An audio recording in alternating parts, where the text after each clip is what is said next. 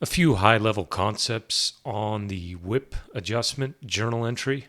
You may be familiar with this already, but it doesn't hurt to go over it since it is a big part of the process. It's not just about calculating WIP, it's making sure you've got it booked correctly. So, what I recommend is having 3 accounts.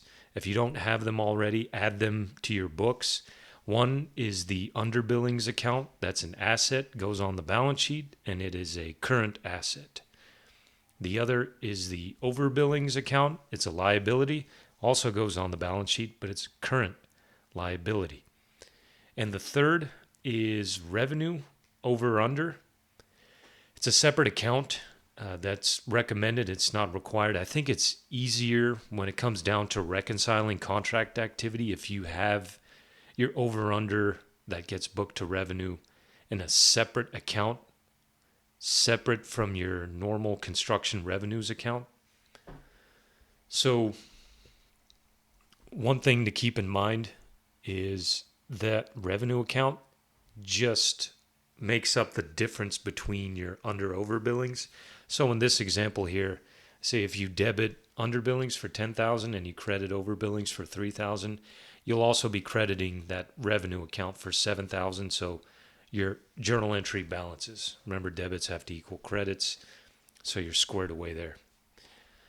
A couple high level points, just different scenarios that you'll come across. I think this should summarize the main points with it.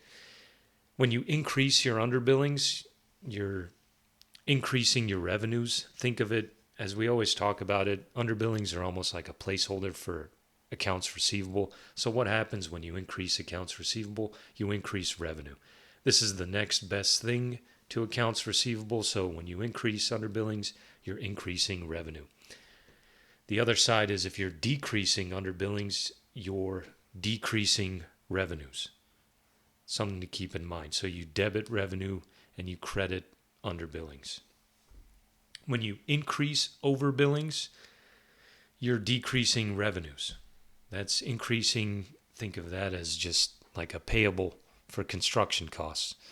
You're increasing the liability and you're decreasing revenue, which almost acts as like a cost in some ways, accounting wise. Obviously, this just gets applied to revenues.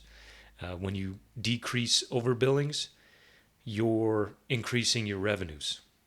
So you have to credit revenue when you're debiting overbillings. That increases your overall revenue. These are just scenarios to keep in mind when you're trying to figure out, do I debit underbillings? Do I credit overbillings? What happens with the revenue?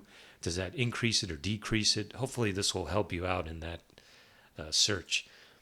Please let me know if you have any questions. As always, feel free to reach out. Thanks again for tuning in.